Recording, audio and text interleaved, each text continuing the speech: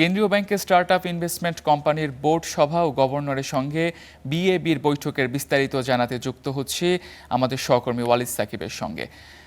ওয়ালিদ, সবশেষ কি তথ্য আছে আপনার কাছে? কি সিদ্ধান্ত হলো আজকের বৈঠকে? বৈঠক কোনো সিদ্ধান্তের জন্য নেওয়া হয়নি তামজিদ। এই বৈঠকে কোনো সিদ্ধান্ত নেওয়া হয়নি বা সিদ্ধান্ত নেওয়ার জন্য এই বৈঠক হয়নি। এই বৈঠক হয়েছে মূলত বিএবি অর্থাৎ ব্যাংকের উদ্যোক্তা বা চেয়ারম্যানদের যে সংগঠন রয়েছে সেই সংগঠনের নেতাদের সাথে পরিচিত হওয়ার জন্য আজকে গভর্নরের সাথে এই বৈঠক। নতুন গভর্নর মোস্তাকুর রহমান দায়িত্ব নেওয়ার পরে এটি তাদের সাথে আসলে অর্থাৎ চেয়ারম্যানদের যে সংগঠন বিএবি, এই বিএবির সাথে তার প্রথম বৈঠক। তো এখানে আসলে অনেকগুলো বিষয় নিয়ে কথা হয়েছে।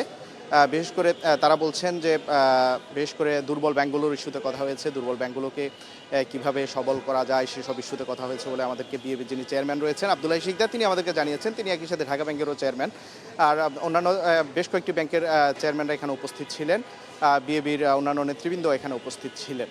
আর হচ্ছে যেহেতু সরকারের প্রতিশ্রুতি রয়েছে 18 মাসে 1 কোটি কর্মসংস্থান তৈরি করার, সেক্ষেত্রে সরকারের যে প্রতিশ্রুতি সেই প্রতিশ্রুতি বাস্তবায়নের জন্য আসলে ব্যাংকগুলোর একটা বড় একটি সাপোর্ট দরকার অর্থায়নের ক্ষেত্রে, অর্থাৎ বিশেষ করে অর্থায়নের ক্ষেত্রে হচ্ছে ব্যাংকগুলোর সাপোর্ট প্রয়োজন।